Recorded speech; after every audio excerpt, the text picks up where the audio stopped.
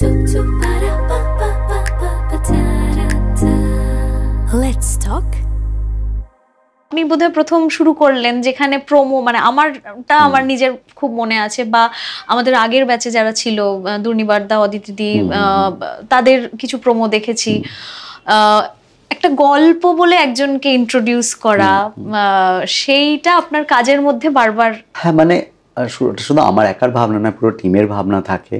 তুমি জানো কৃষাণুও ছিল সেই সময়, আমরা একসাথে কাজ করছিলাম। মানে একটা পার্টিসিপেন্ট, তাকে তো মানুষ চিনবে, ভালোবাসবে, তো তার সম্বন্ধে জানতে হবে। সে কি করে বড় হয়েছে, তার বাড়ি কোথায়, বাড়ি থেকে কে আছে, সে কি ভালোবাসে।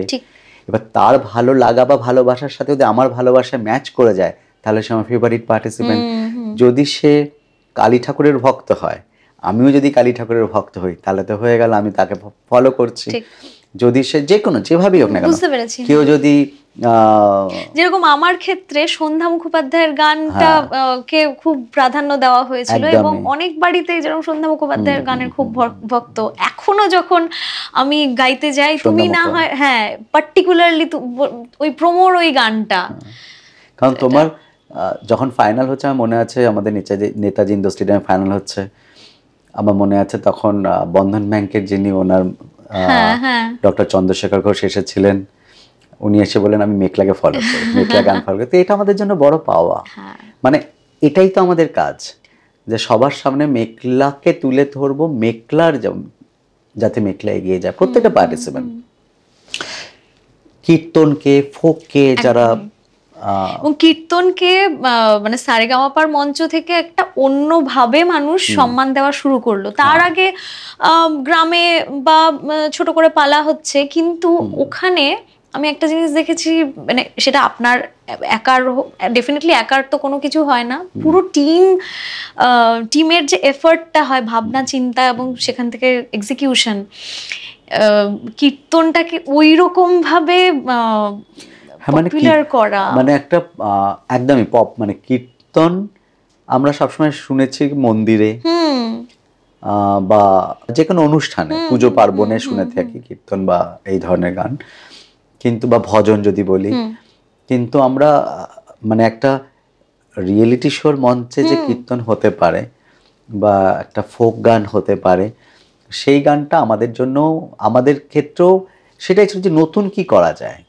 এবার নতুন কি করা যায় যখন আমরা ভেবেছি, তখন আমাদের মনে হয়েছে কালিকাদার কথা। কারণ কালিকাদার তার কিছুদিন আগেই দিদির নামে মনে একটা এপিসোডে গান গাইতে এসেছিল। আচ্ছা, তো কালিকাদা গান গাইতে এসেছিলেন, তখন কালিকাদার সাথে কথা হচ্ছিল। তো তখন বললাম যে এই মানুষটা প্রচুর রিসার্চ করেছেন, প্রচুর কিছু জেনেছেন। তখন কালিকাদার সাথে কথা হতে হতে কালিকাদা বললেন যে আমার মনে আছে কালিকাদার সাথে এত আমি কানেক্টেড, মানে এত আমি মনের দিক থেকে একসাথে এত সুন্দর ইয়ে হয়েছিল, যে যদি কিছু ফোক মিউজিক নিয়ে করা যায়, ফোক গান নিয়ে করা যায়, এবং বিভিন্ন জেলার বিভিন্ন রকম আছে, গান আছে, তার বাজনা আছে, সেগুলো যদি নিই।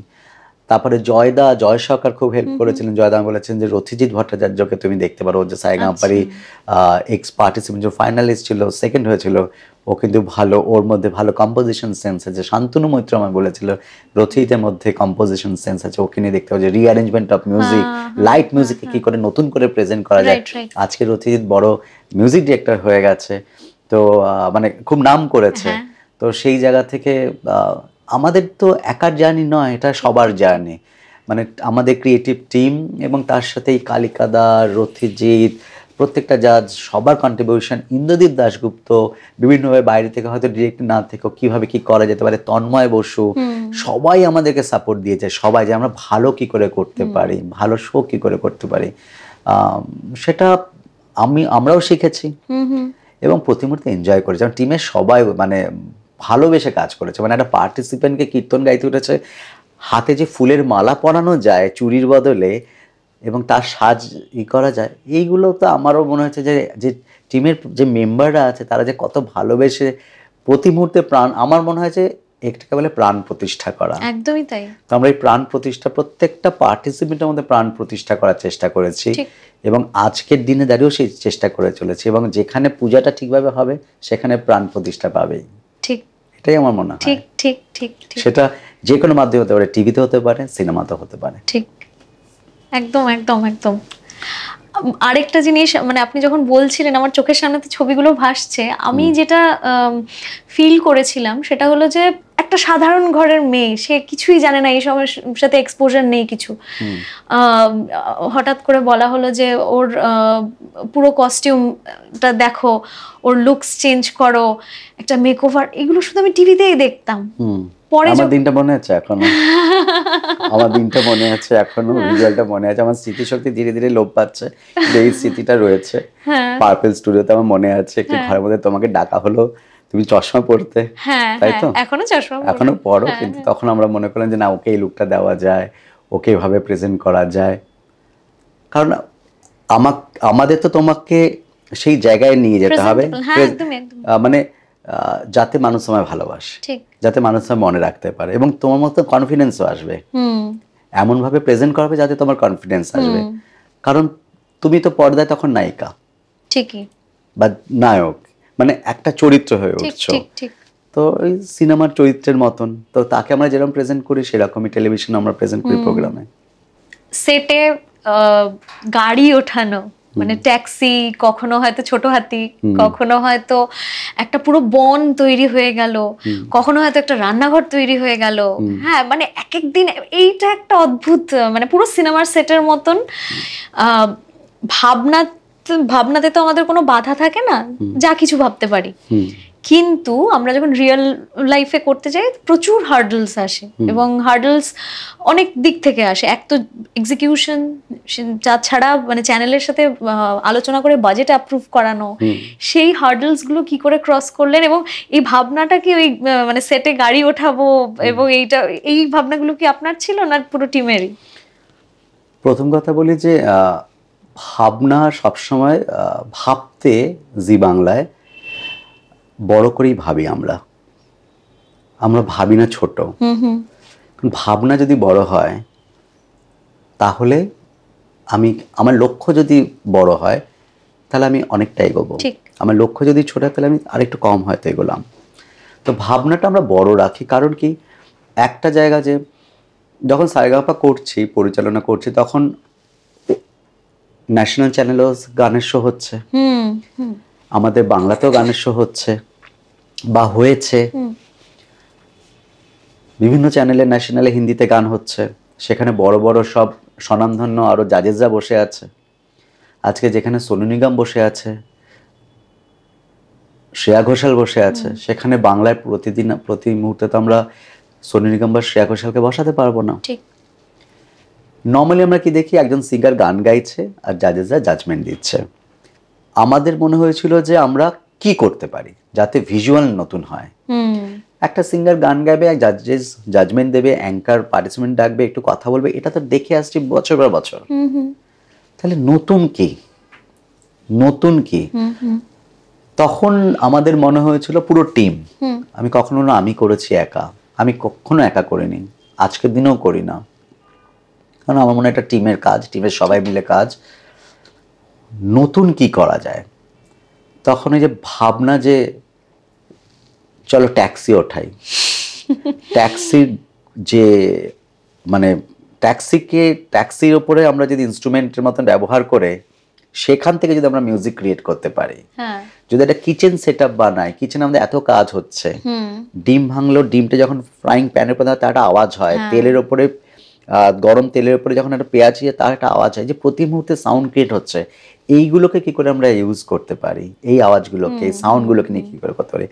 তো যখন ট্যাক্সি ওঠাতে পেরেছি, প্রথমে আমরা বাইক উঠিয়েছিলাম, তারপরে ট্যাক্সি, তারপরে ছোট হাতে, এবার ধীরে ধীরে বাড়তে থেকেছে। তা মানে আমরা বাসে আর যাইনি, কিন্তু সবসময় আমরা বড় ভেবেছি, 100 জন মিউজিশিয়ান, 150 জন মিউজিশিয়ান, 100 কোরাস, এই 100 জন মিউজিশিয়ানকে নিয়ে লাইভ বাংলার বুকে করা, নতুন কোরাস ব্যাকিং ভোকাল টিম করে একটা পার্টিসিপেন্টকে সঙ্গত দিচ্ছে, যেখানে মানে প্রায় 100 জন কোরাস আছে। এই ভাবনাটা আমরা ভেবেছি যে এই ভিজুয়ালটার মধ্যে নতুনত্ব আছে। চ্যানেলের থেকে তখন কিছু হয়নি যে মানে যখন বাজেট অ্যাপ্রুভ করাতে হয়েছে, হার্ডলস তো এসছে না, সেটা তো আমাদের দায়িত্ব, কখনো বাজেট যদি কোথাও বাড়ে কোনো এপিসোডে সেটাকে আমাদের সেভাবে ব্যালেন্স করতে হবে, কিন্তু জি বাংলাতেই সম্ভব বলে আমার মনে হয়। মানে আমি জি বাংলা, আমি কৃতজ্ঞ শুধু জি বাংলার কাছে যে জি বাংলাতে ছিলাম বলে হয়তো আমি ওটা করতে পেরেছি। কারণ ওই কাজ করার ভাবনার যে জায়গাটাকে স্বাধীনতা দেওয়া এবং সেটা করতে পারা, টিমের সবাইকে নিয়ে সবাই মিলে করতে পারা, সেটা জি বাংলা ছিল বলেই হয়তো সম্ভব। আমরা কখনো আমাদের ভাবনাকে গণ্ডির মধ্যে বেঁধে ফেলিনি, আমাদের ভাবনাকে সবসময় বড় করেছি, আজকের দিনে দাঁড়িয়ে বড় করে চলেছি। এবং কিছুদিন আগে আমরা নেতাজি ইন্ডোর স্টেডিয়ামে আমাদের সারেগামাপা গ্র্যান্ড ফিনালে করলাম, সেখানে অলমোস্ট আমাদের আদনান স্বামী এসেছিলেন। তো আদনানজি বলছিলেন যে मैंने कभी नहीं देखा है इतना सारा लाइव म्यूजिशियंस, इतना बड़ा कोरस। সেখানে অলমোস্ট আমাদের প্রায় 300 জন মিউজিশিয়ান ছিল, 300 লাইভ মিউজিশিয়ানস অন স্টেজ সারেগামাপাতে, 300 লাইভ মিউজিশিয়ানস। মানে উনি বলছেন, আমি জাভেদ আলী সবসময় বলেছেন, সুখবিন্দর সিং যখন এসেছেন সেবারও বলেছেন, সোনু নিগম যখন এসেছেন সেবারও বলেছেন, শ্রেয়া ঘোষাল প্রত্যেকে বলেছেন যে আমরা এত ন্যাশনাল শো করেছি, এত বিভিন্ন জায়গায় গিয়েছি, শোজ দেখেছি, কিন্তু একটা রিয়েলিটি শো এরকম হতে পারে সারেগামাপা জি বাংলার, সেটা আমরা কখনো আগে আমরা কল্পনা ভাবতে পারি যে বাংলার বুকে দাঁড়িয়ে এরকম একটা কাজ হতে পারে, সেটা আমরা কখনো ঠিক। তো সেই জন্য আমার মনে হয় জি বাংলার সারেগামাপা মানে জি বাংলার মানে ধন্যবাদ দেওয়া প্রয়োজন জি বাংলাকে, যে আমাদের সেইভাবে আমাদের সবসময় আমরা সাপোর্ট পেয়েছি আমাদের স্বপ্নকে বাস্তবে রূপ দিতে। দেখো জি বাংলার কাজ আজকে সারা ভারতবর্ষ আজ নয়, বহু বছর ধরেই তারা দেখছে। নাহলে অরিজিৎ সিং নিজে তো এসেছে জি বাংলা সারেগামাপাতে, ওর ভালো লেগেছে, ওর বাড়িতে দেখে নিজে বলেছে, শ্রেয়া ঘোষাল নিজে বলেছে যে আমি ফলো করি, দেখি, কোনো পার্টিসিপেন্ট সে ফলো করে, সেরকম এবারও সোনুজি বলেছে, বিভিন্ন সময় বিভিন্ন মানুষজন বলে। তো এগুলোই আমাদের জন্য ইন্সপিরেশন যে সে মানুষের শুভা মুদগালের মতন এত একজন দারুণ শিল্পী, হরিহরন, সবাই সবসময় প্রশংসা করেছে যে हम लोग कभी सोचा नहीं था ऐसा भी हो सकता है বাংলা में। কারণ বাংলা আমাদের তো একটা ক্রিয়েটিভিটির একটা পীঠস্থান বলে মনে হয়, যেখানে ঘরে ঘরে সবাই ক্রিয়েটিভ, ঘরে ঘরে সবাই সঙ্গীত নিয়ে চর্চা করে, ভালোবাসে নর্মালি, বা বিভিন্ন অন্যান্য পারফর্মিং আর্টস। তো আমাদের আমরা যদি চাই আমরা কিন্তু আকাশ ছুঁতে পারি, কিন্তু ভাবনাকে গণ্ডির মধ্যে ভাবলে হবে না, ভাবনাকে বড় রাখতে হবে। আমি জ্ঞান দিচ্ছি না, কিন্তু আমি সবসময় চেষ্টা করি আমার নিজের ক্ষেত্রেও যে আমি যদি নিজেকে লিমিটের মধ্যে রেখে দিই তাহলে আমার ভাবনাটা ছোট থেকে যাবে। আমি ভাবি আমি বড় ভাববো, কিন্তু বড় ভাববো মাটিতে পা রেখে ভাববো যে হ্যাঁ এটা করা যেতে পারে, এটা আমি এক্সিকিউট করতে পারি। আজকে 100 জন মিউজিশিয়ান, লাইভ মিউজিশিয়ানকে নিশ্চয়ই হতে পারে, আজকে 200 জন মিউজিশিয়ানকে নিশ্চয়ই হতে পারে। আজকে আমাদের ইচ্ছা ছিল যে ওস্তাদ জাকির হোসেনকে আনবো, কিন্তু আমরা আনতে পারিনি, কারণ উনি বেশিরভাগ সময় বিদেশে থাকতেন। কিন্তু আমরা তার সেই স্বপ্নটা পূরণ করতে হয়নি, কিন্তু আমরা 100 জন তবলা বাদককে কিন্তু আমরা মঞ্চে এনেছি, লাইভ সবাই তবলা বাজিয়েছে, সবাই তবলা বাজিয়েছে এবং পার্টিসিপেন্ট গান গেছে। So it's a new visual, এবং এইভাবে তার প্রতি আমরা রেসপেক্ট জানিয়েছি।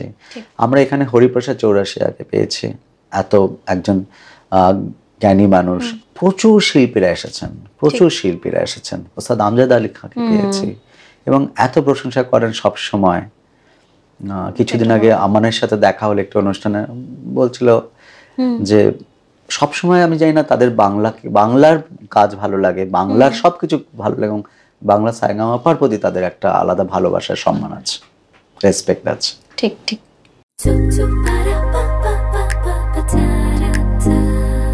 Let's talk